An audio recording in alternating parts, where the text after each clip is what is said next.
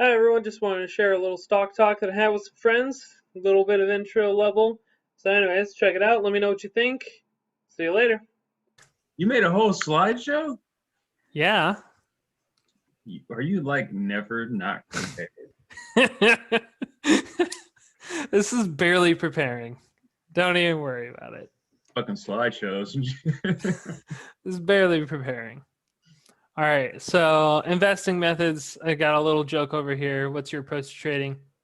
A lot of people, it's just a bunch of emotional decisions that lead to losing Hell money. yeah. Fool. That is like straight up so true. It's like a roller coaster, man. I know. Which we all knew from the fact, but yeah, it sucks. Mm-hmm. Yep. It's hard to like not get emotional. So it's definitely, I think it helps me a lot to really kind of tie it down and really kind of like understand a few of the numbers. Yeah. So yeah, I guess that's kind of what we'll be more or less going over. So first off, I'm sure you all know about ETFs, but I don't know. Do you guys know what ETFs really are? Hell no. Can you explain, Paul? Okay. I don't know. I'm a dummy. I don't know anything. Yes. All right. So it's basically just a basket of stocks with auto allocations.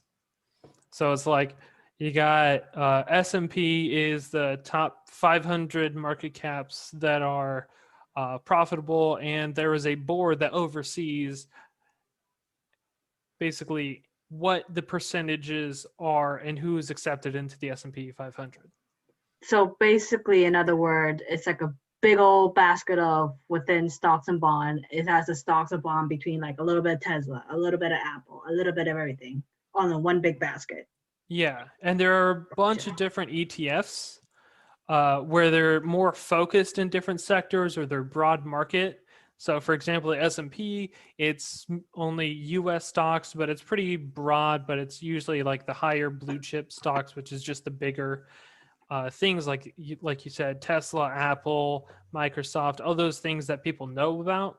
But there are, you've probably heard about the ARK Innovation ETF, and that's something that they've put together that's really a little bit more actively managed. But it's basically, okay, we're focused in this specific sector, or really with the mindset of innovation, which is her thing. Or you can go with consumer sector or gaming sector.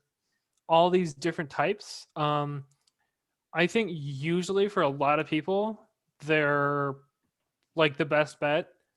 I mean, I know it's probably the best bet for me, but like pretty much everyone else, I still play around with stocks. It's just fun.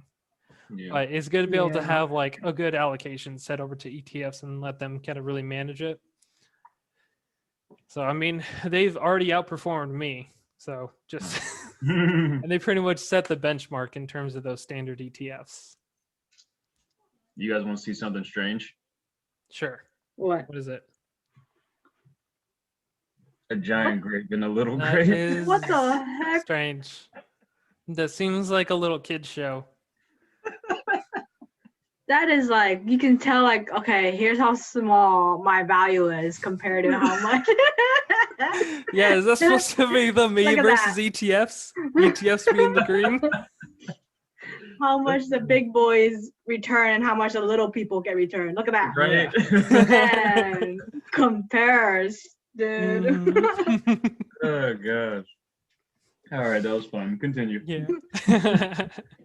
All right. So, and then a lot of people, they think about value as, trying to be able to go for the cheap stocks. You want to get things on the cheap. penny But personally, I stocks. think it's, You you talk about can the penny apply stocks, the right? value mindset to a lot of other things. So even growth, you can look at it in terms of value. So you can look at Apple and be like, is this a value? Based on the future, you're just looking not at the right now, you're looking at like 5-10 years out, but you still more or less put some metrics together to actually calculate it. So you can have a large potential return and a lot of kind of ease of mind once you've actually tried to calculate it. So you're pretty much trying to actually set your intrinsic value at any one particular point, and if the market price is down below it, buy. Mm-hmm. What do you consider the year of a long-term stock and a short-term stock? What do you Like, mean what's the your- year of it? like, Like how what's long you your- look? Like, how long do you consider as a long? How long do you consider of keeping a stock to consider like long-term wise? For me, I'm Like- thinking like 5-10 years. 5 plus. Although Okay, so anything 5+ year you will consider as a long-term stock versus a short-term stocks such as like penny stocks or whatever, just to quicken out. yeah, like during the whole GameStop frenzy, I was like, oh man, this could be a good short trade. You know, I want to be able to short because it was like at the top. It was like rising up, and I was like, man, I know hedge funds are gonna just totally crash it. They're gonna have their way with this.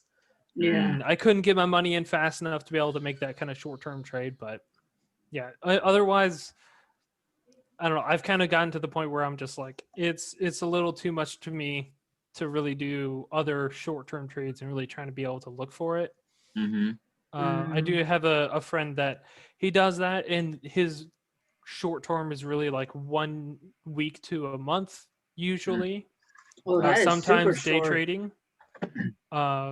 But it's definitely, it takes a lot of time, and he has to like continuously look at the market.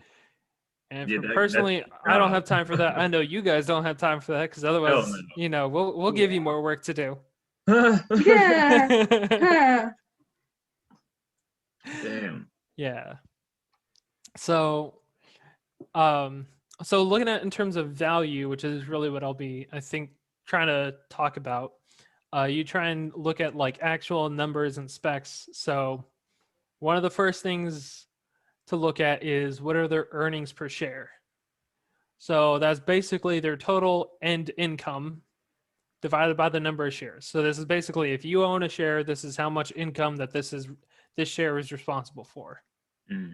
Right? Mhm. So if you bought a share that's worth $100 and it says as an EPS of, I don't know, $3, that means that stock really has the ownership of a part of the business that is representing $3 of income per that share. Mm. Does that make sense? So I guess I'm trying to understand, how do you compare that number to the value of the stock itself? That That's a goes good over to one. the next one. Ah, Price to earnings. So you go with your stock price divided by your earnings per share.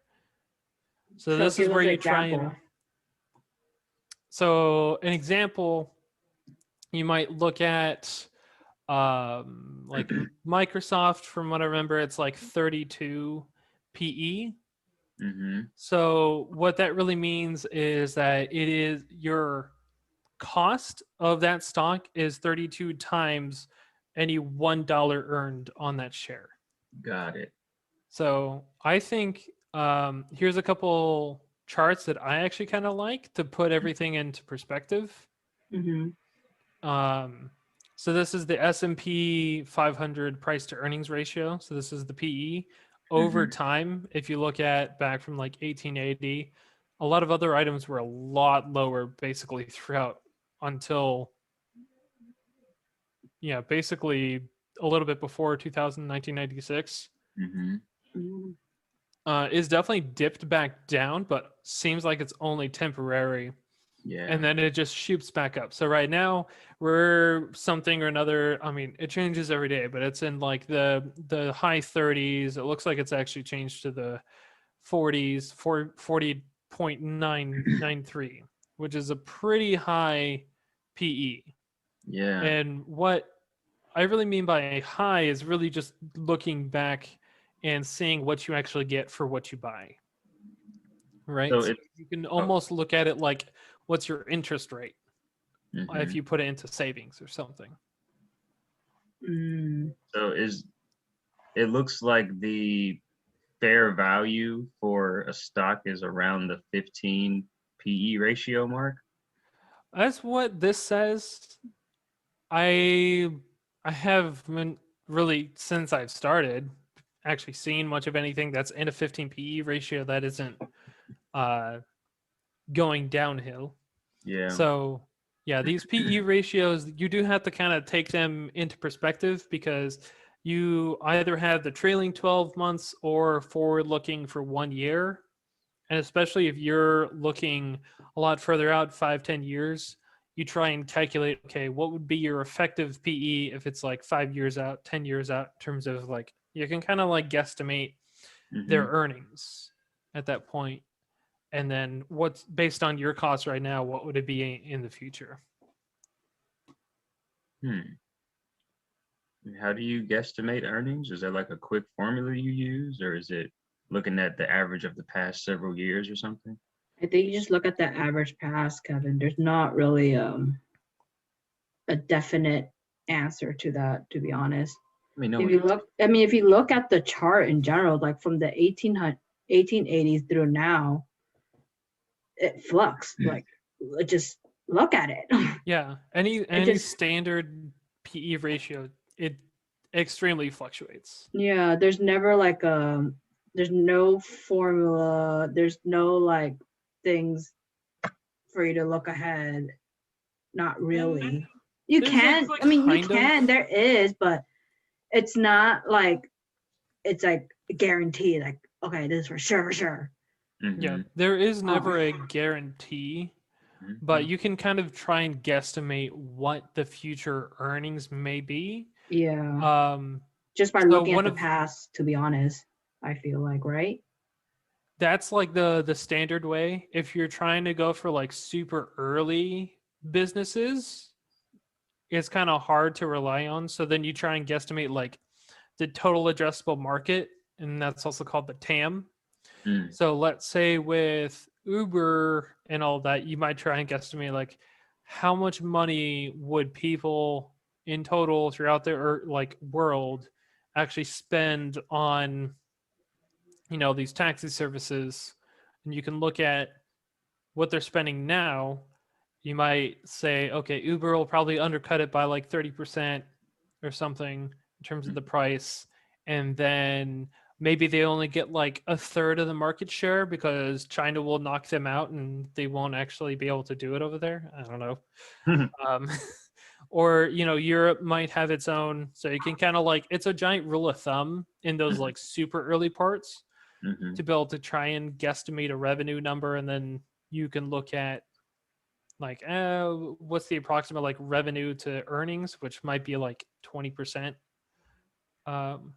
So then you can kind of guesstimate like from that. If you don't have a lot of history on a stock, you can try and like rule of thumb it and be like, it'll probably be around there. I know it's not a great answer, but in terms of possible. What? I was just saying it's helping me understand how it's possible to do that. Yeah, and it definitely takes time and experience in that field and maybe some creativity to define that TAM. So that's why a lot of people argue about what Tesla's end earnings will actually be. Because they're like, well, okay, so they're gonna vertically streamline this, and this, and you know, do all of these other things. Their taxi model is gonna take over 100%, you know, and it's gonna bring in this amount of revenue.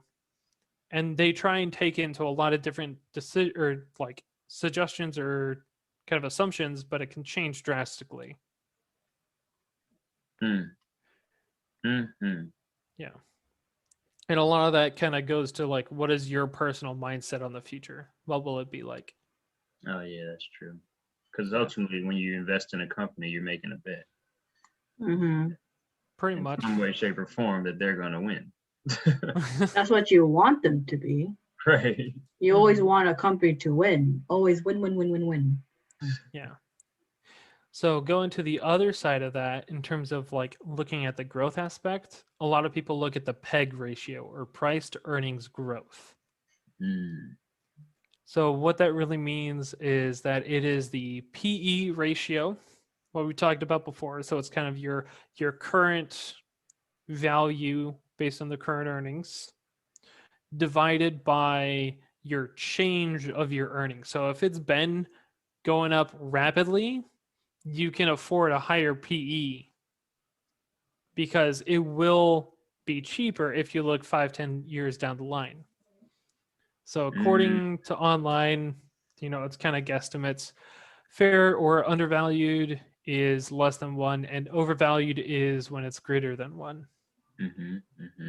So let's say your EPS is, or like its rate of change is going up 35% year over year or something like that.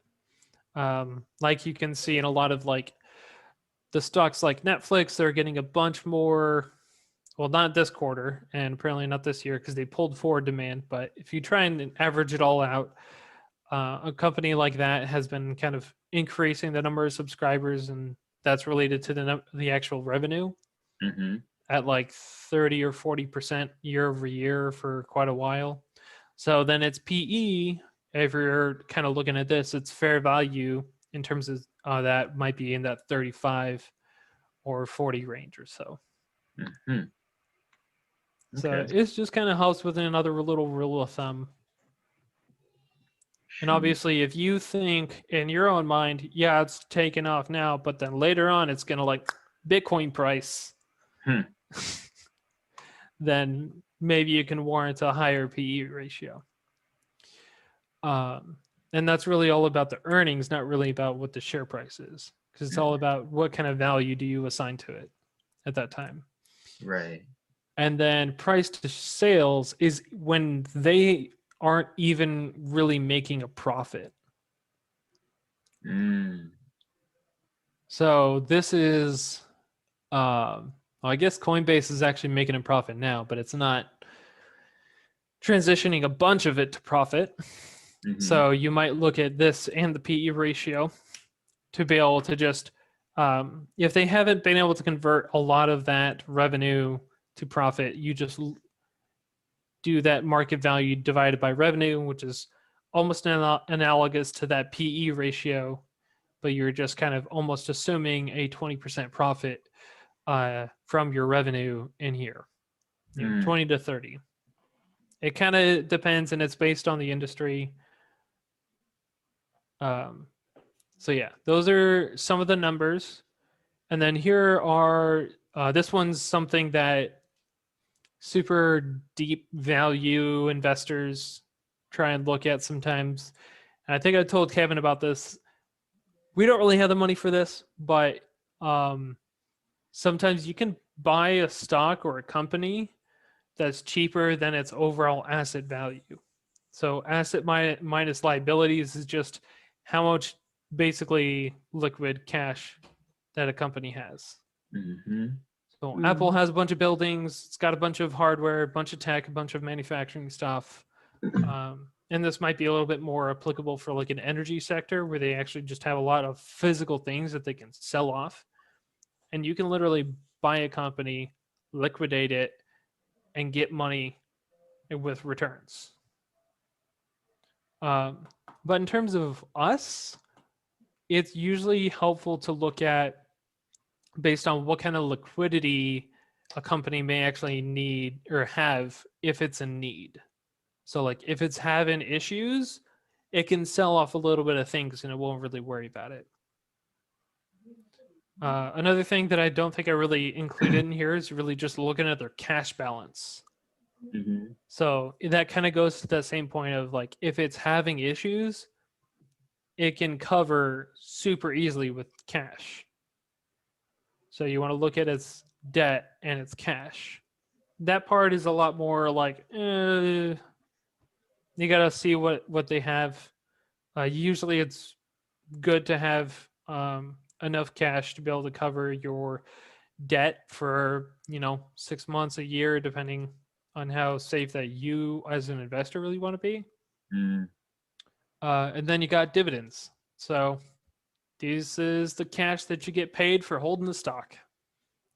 A little bit more simple. It's a way of rewarding the shareholders and It's basically done with cash that they feel like they have extra. They're not able to capitalize with that cash, so then they just focus on rewarding shareholders. Interesting. So, yeah. And that's the one where you get monthly residuals from holding that stock. Could be monthly, could be quarterly. Yeah. A lot of them are quarterly. Like Got it. Apple, I think is quarterly, right, Paul? For Mhm. Apple. Yeah. Yeah. So you can see over here another thing from long-term trends. I didn't really define what's undervalued or if it's in a bubble or anything, but you can see it used to be a lot nicer to hold onto a stock. You could buy it and it'd get 6%, 4% or something or another, and that's like the standard in Mhm. terms of the S&P. Nowadays, you're getting like 1.5 or something. It's not a Mm. lot of dividends.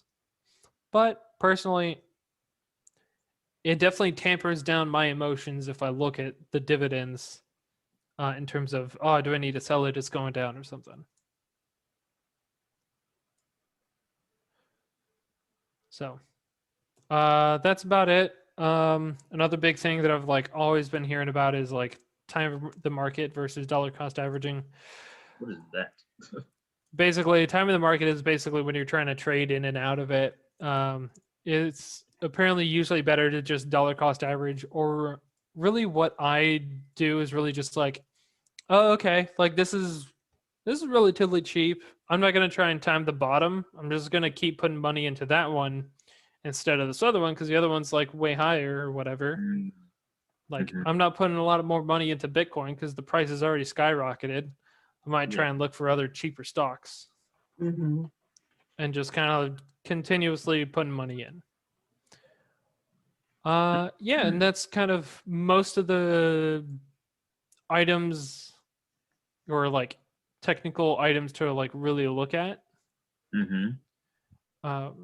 Any questions on any of these terms? Not necessarily. I mean, you provided a definition for them.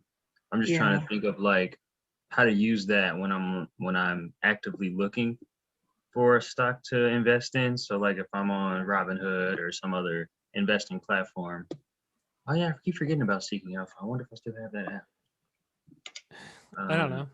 It is something that I've liked. I'm kind of not really liking their redesign, but you know, whatever. Well, I guess before we go into individual stocks, I can show you guys some sample ETFs Mm-hmm. and kind of how to look at those. So you can go to, I don't know. You guys want to just name a sector, or I can just make one up? Like an industry? Yeah. I'll Spell find you. Tesla. Well, that's a specific stock. Oh, Tesla stocks? Oh. What about So we could go energy industry or EV. Oh. yeah, let's do that. Yeah, let's go EV there. ETF. Yeah. There's probably one for that. There you go.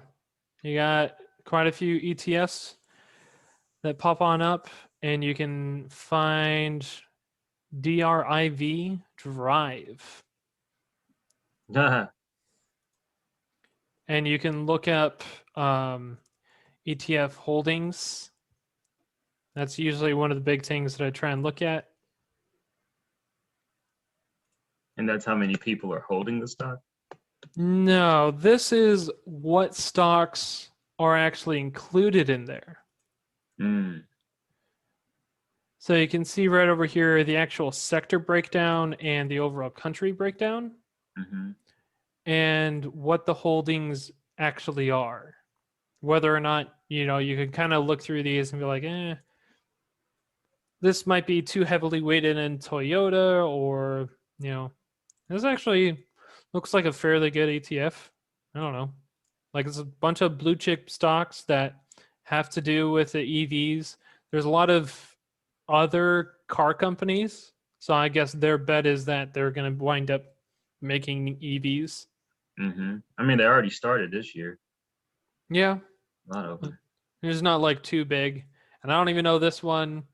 And I mean, if you're also trying to be able to find specific stocks, this can also almost be another way of looking at them. Mm-hmm. So you can be like, okay, you know, what I want to pick specific stocks out of the EV in area. So maybe I'll look up like Nvidia or Toyota or Qualcomm a lot deeper. So that kind of then goes to looking at these as an example. So we can look at like Nvidia Corporations, which has an earnings per share of $13.55 and a PE ratio of $44.78. And then it does also produce a dividend. So it's just 64 cents and a yield of 11%. Or no, 0.11%. Oh man, 11% would be great. So the yield is pretty much the forward dividend yield predicting for the next 12 months. And Is it, wait, remind me again, the yield is what they're predicting? this is pretty much if you take this dividend rate over the year divided by your cost. So if you buy it now, right at 614.42, and you just, I guess you gotta actually 0.64 divided by 614.42. That's like 10 cents and 10.4 cents or whatever, less than that. 0.10, and I guess they are assuming a slight increase in the dividend. Dividends typically increase throughout time, and they can usually kind of estimate relatively well. It's like, oh, they've been bumping up by like a cent each time. So I'm curious to know. Let's see. Seek Alpha. Seeking alpha. yeah. I'm curious to know. So over here, if you really want to like look at these things, then you can look at their revenue growth. I like to just look at the financials. And you can see right here, this is a nice revenue growth. Look at that, 6, 9, 11, 10, 16. January 2020 seemed to be a bit of a bad year, 20, where it actually went back down. What is this But measured? then it just kept going. Is this measured in millions? Yeah. No. There you go. In millions of in USD millions. per share. Okay. Yes. So then, yeah, you can also look at like how much of this do they actually turn into profit. That's a relatively good profit margin, I think. This doesn't include personnel expenses and other items like that. But you can also see over here that their overall operating income, which includes, it's usually relatively close to their end state income, 4,000 coming in from the 16. So that's about a 25% efficiency conversion from revenue to income, at least operation income. Wait. Are you saying that their expenses is literally a fourth or four times less than what their revenue is? What? What is the operating income again? What is that? It's very close to what their actual income is that they get out of the revenue. So like their profit. you know, revenue is all the money that you like get from a customer, but then you have to send some to the manufacturers. You got to send a bunch to your personnel. You got to send a bunch to R&D. I see what you mean. So this still isn't talking about their profit. It's just how much revenue is actually theirs after they split it with everybody else. Yeah. So that, the 16,000 is that revenue, 4,721 or 4 million, 4 billion really, is really their operating income. And then you just look at their net income to the company, it's still relatively close. So it is good to see that these two numbers are pretty close. They're not wasting a bunch of other money on random things. So net income to the company, 4,432. Cool. So Yeah, and then you just have a bunch of other specific data over here, kind of trying to break it down on a EPS and revenue per share, and you can look at as it grows, or if it doesn't grow. Mm-hmm. It's good to be able to look at that EPS especially. Or you can also try and find the PE ratios, but That's the you'd earnings have to per look share. at back in the time period as to like what the price was back then. Mm-hmm. But the main thing is really looking at, okay, does the actual earnings really grow? Mm-hmm. So you can see over here, 2019, it actually had a pretty good, like these were pretty good years. 2021 and 2020 was pretty bad in terms of, not bad, but it wasn't great. Well, I mean, the pandemic hit a lot of people. Yeah. So maybe if we're trying to assume with the pandemic that it'll go right back on up afterwards. From you can also say there's been that giant chip manufacturing shortage, so that's probably constrained NVIDIA, Mm-hmm. but that's not really something that they can totally control. But it Right. might maybe hint that they may just buy something up and then make their own manufacturing. I don't know. You kind of like look at these weaknesses as like potential strengths for later on, because then that could be another vertical sector. That's a total guess. Could be, totally pulling out of my butt. Better guess than I have. So yeah, this is kind of the type of stuff. I don't know. I think it's more or less good to look at before really kind of like even going for the long term. Mm-hmm. If you really get to like a lot of money, then it's usually good to go for deeper analysis. But that's probably a good base to go on.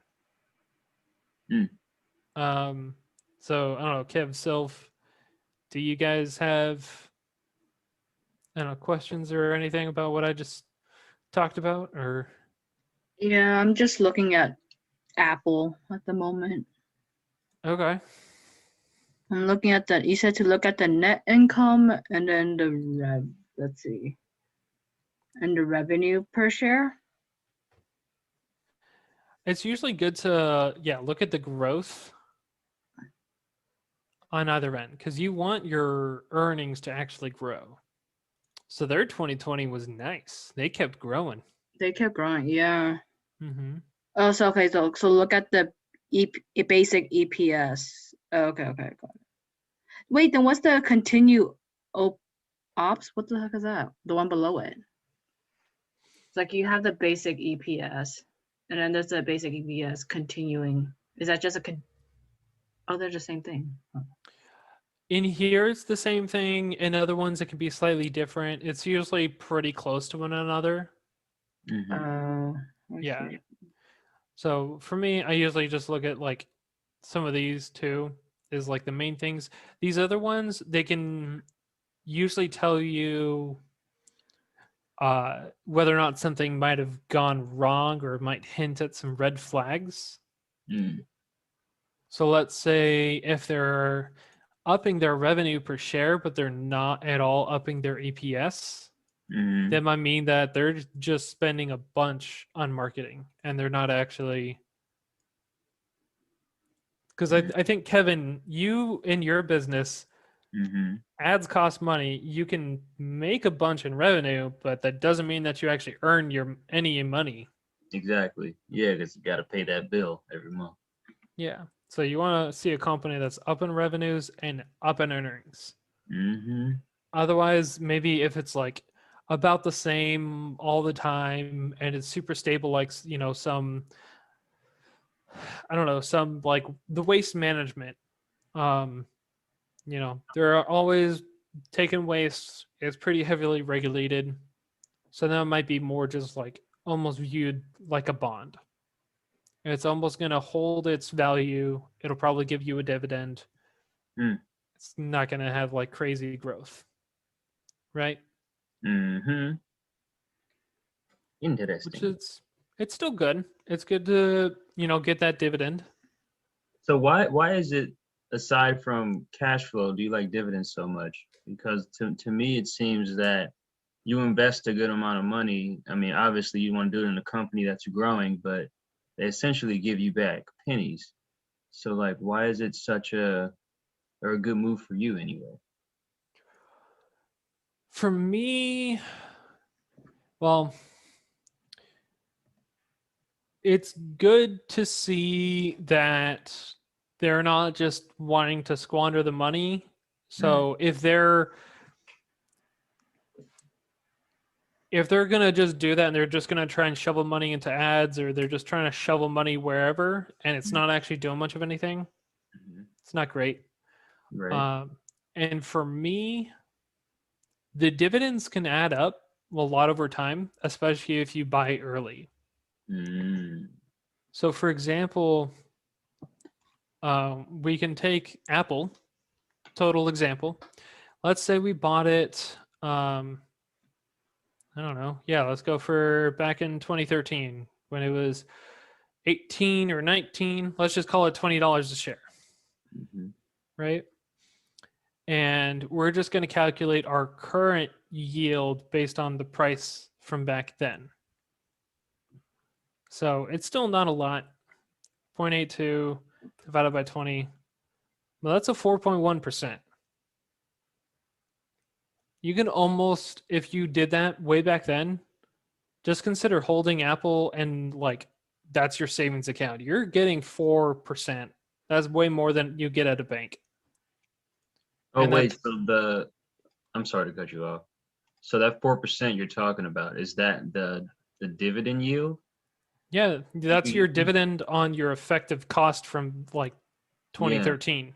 So they would be paying you out, of course, if you held it this long, you start to be paid out about 4%, and the payout would be the interest on your initial investment.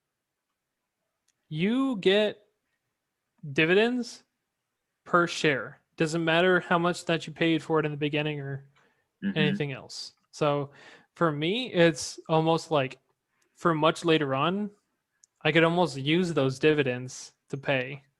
I mean, I have like a high goal of being able to just live off dividends while the stocks just keep growing. Mm-hmm. So I don't even have to sell it. Right, which is what I thought the purpose of a dividend was until I learned that they essentially are paying out pennies. So I'm like, how are people doing that? But I guess if you have a lot of shares that you purchase when the company's stock price is lower, over time it'll grow, and then as the yield grows along with the number of shares, your dividend will grow as well. Yeah, pretty much. You just gotta own a lot of stock, which is Yeah, just that's what owning I'm a lot thinking. of a Like, business. to be able to live off of that, and you have to have a good amount of shares. Like if they're paying out, well, I don't know what the number. Oh, they're paying out 82 cents for a dividend. You'd have to have how many hundreds of shares in order to, A lot of shares. So So I'm like, Paul, how is that possible? So one of the other things in terms of that, you can look at, let's say the dividend safety. So that based on their payout ratio, they can actually pay a lot more. So they're only paying about 17% of their end state income. Of course, that's because they're reinvesting into themselves. But let's say later on, I don't know, 50 years, maybe they finally actually calm down. I don't know. I don't know whenever they're actually going to calm down. Right. But, let's estimate in the 10 years, they keep growing their EPS. So it's, I don't know, 3x what it is now. So we can state with that, whatever it was, 18 cents times 3, because we're kind of multiplying the base, and then maybe they are more willing to pay out a higher payout ratio of their income. So instead of 17, they're paying, I don't know, 34.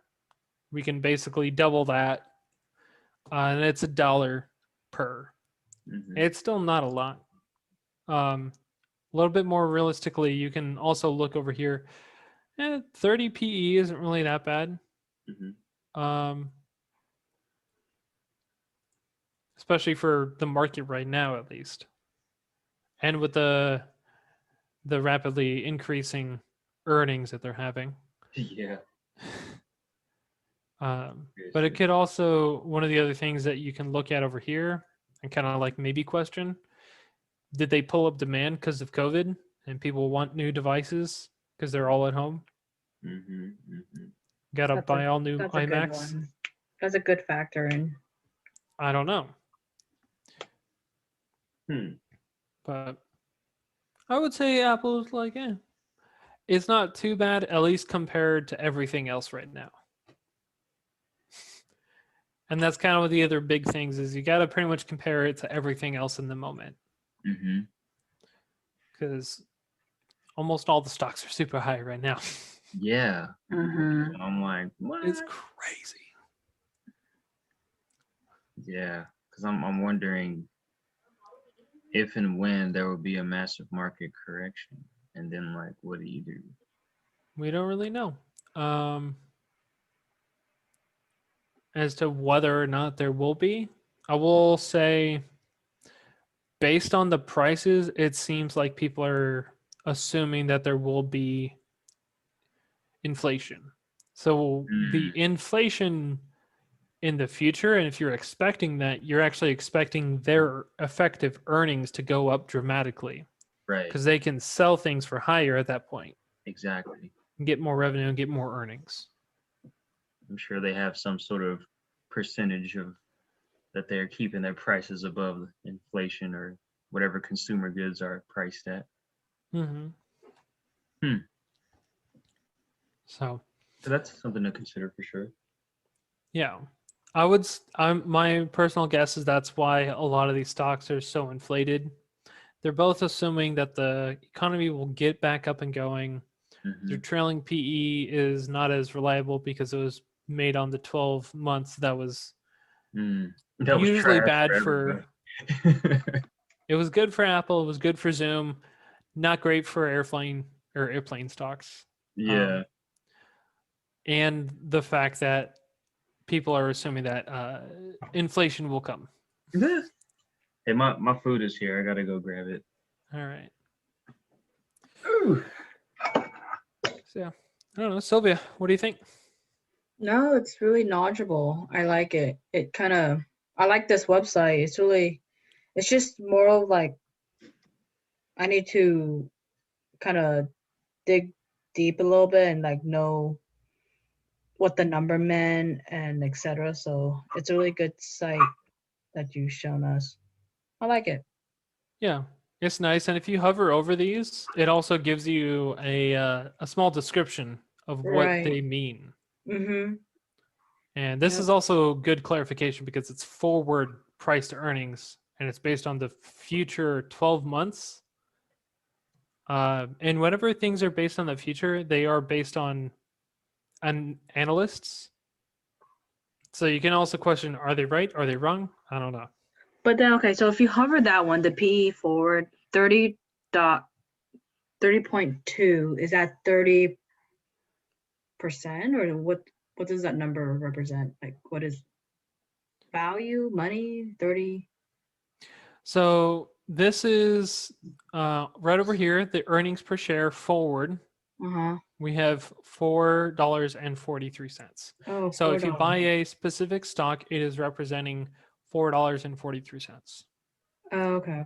And so if you just do 133.5 divided by 4.43, well, I get 30.135. These numbers down here, sometimes I think they're updated like daily. And then this one's updated like minutely or something like that. But what does that even mean though? So you're dividing that and then you get the result of 30. Is that $30.13 of what though? Of like, You're saying the EPS? What does this really mean? yeah, it's like forward earning per share. So $4.43. Okay. So when you buy a stock, you buy a portion of that company. Right. And that portion is effectively earning annually $4.43. Oh, okay. Or at So least. annually, it's $4.40. So okay, Mhm. gotcha. And so And then- it's almost like a micro business. Right. And then the one below it, $30.02. That is what? This is not a dollar. It's technically unitless because you're dividing dollars by dollars. Oh. Because you're doing what is the ratio of the actual price to the earnings. So that's really how you try and like put a value on what the price should be. So what you just did is that you divide the value of it right now, divide that by $4, or what the analyst saying is $4.43.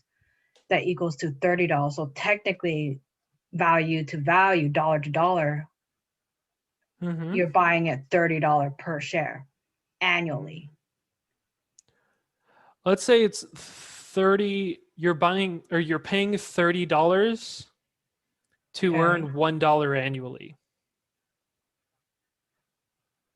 Oh. $30 to $1. Oh. In terms okay. of like 30, you're paying $30 and you're getting $1 a year. Right. I see. Does That- that make yeah. sense? Yeah, that does. Okay. Yeah, and the whole Yeah. thing about if the EPS is growing over time, you still bought it at that same dollar. So effectively in the future that, we have it at 30 and your goal is like to hold it and it will slowly come down as it will give you more and more money annually. But you still Correct. bought it at that same price. At same price, right. So technically you're accelerating the over time if you keep on holding it. Okay, that makes sense. I was like, wait, gotcha. Yeah. Well, yeah. That makes sense. Market Awesome. cap, volume. Okay. Yeah. Yay, my apple is growing. That's all I can say. Yay. Yes. Okay, I guess do you know what like a market cap really is? Let's see, what did they put? Market capitalization is equal to the same share price multiplied by the number of share outstanding.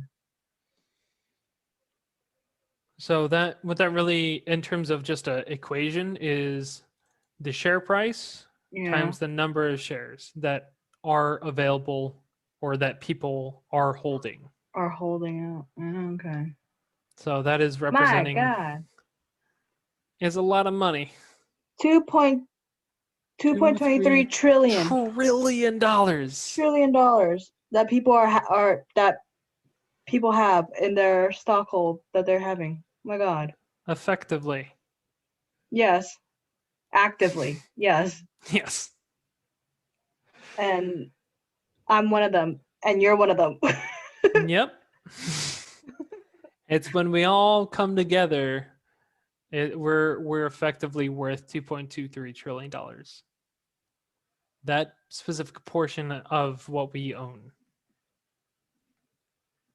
My God. It's a little weird to wrap your mind around what it really, really means. Yeah. My freaking God. All right. I'm like So- waiting for Apple to like shoot up pretty high. I'm telling you. God. It's already one of the highest market caps in the world. Isn't Isn't it? it the highest one? No. Which one was the highest one? Apple used to go up a lot higher than 133. I can tell you this for a fact because I was like debating if I should sell some of my Apple stock. I I'm remember telling it you. was. I was like, But I oh, remember. Yeah, Apple was the highest. The most The market market cap. cap. Microsoft, really? Okay, Amazon, I'm not surprised.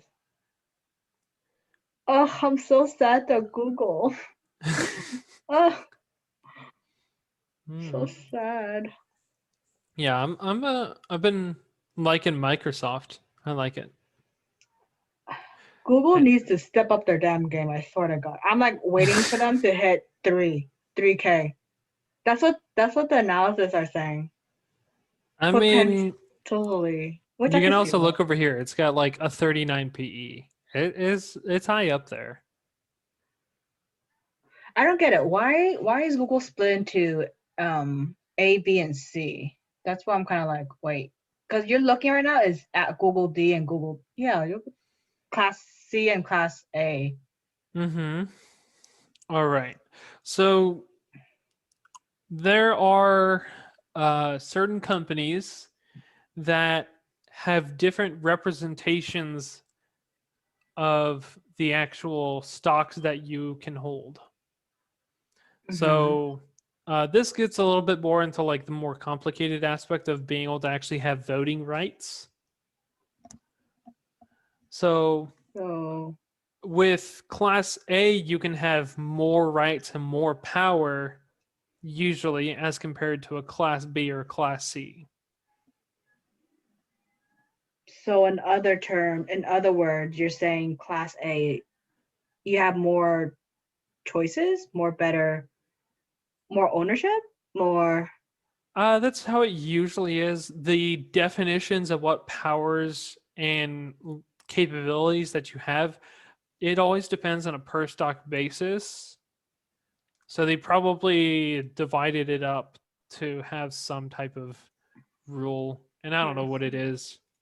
I see. And yeah, I mean, personally, I don't really want to vote. I don't have anywhere near enough money to make it really worth much of anything. We're the bottom of the totem pole. I mean, it's more like I'm gonna let them make the money for me, and I'm just be like, thanks, give me. All right. Like, yeah, exactly. I mean, that's what we all want, right? Like, you do the work. Thanks. Pretty much. Yeah. Oh man, their revenue But just kept going up. I know the revenue is just up and up and up. Oh, Hmm. So I guess one of the other things to look at that, well, you could pay attention to. I don't know if you've heard of share buybacks. mm-mm. So that's something quite a few companies do. What that's really doing is the company, instead of paying out dividends and using a lot of their cash flow to do that, they're literally just buying their stock back and reducing the number of shares out there.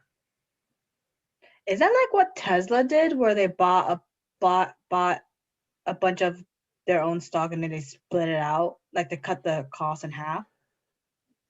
Or is that a different thing? I might be thinking of a different thing. I don't remember Tesla actually buying their stock back. I thought they actually sold more stock when they did that.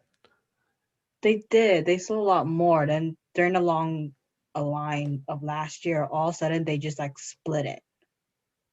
They like they cut that price in half. Mm-hmm. I don't know. Yeah. I was like, So a stock split, it's really, if you own one stock, then you own two. And it right. should effectively just half at that point your price of a stock. They used to do that a lot more back in the day when you wanted to actually have like people needed to buy whole stocks, or I guess you still do in Robinhood. I don't know, maybe you don't anymore. What? I still buy stocks from Robinhood. Yeah, but you have to buy an entire stock. Oh yeah, Like this yeah. Google, You you have to have buy to like pay one. $2,278 Yeah. to buy Yeah. one. Yep. So in order to open it up to more people, they quarter it, they half it, or they actually they keep these Class A shares, but then they sell a bunch of Class C shares, which will be at 1/10 of the value or something. So that way, then it only costs $200 and people can buy those a little bit easier. Yeah. Okay, I just got back, but now I gotta go because it's time for my meeting to start. Well, you saw. Alrighty. That's great. I'm glad I missed the last 10 minutes.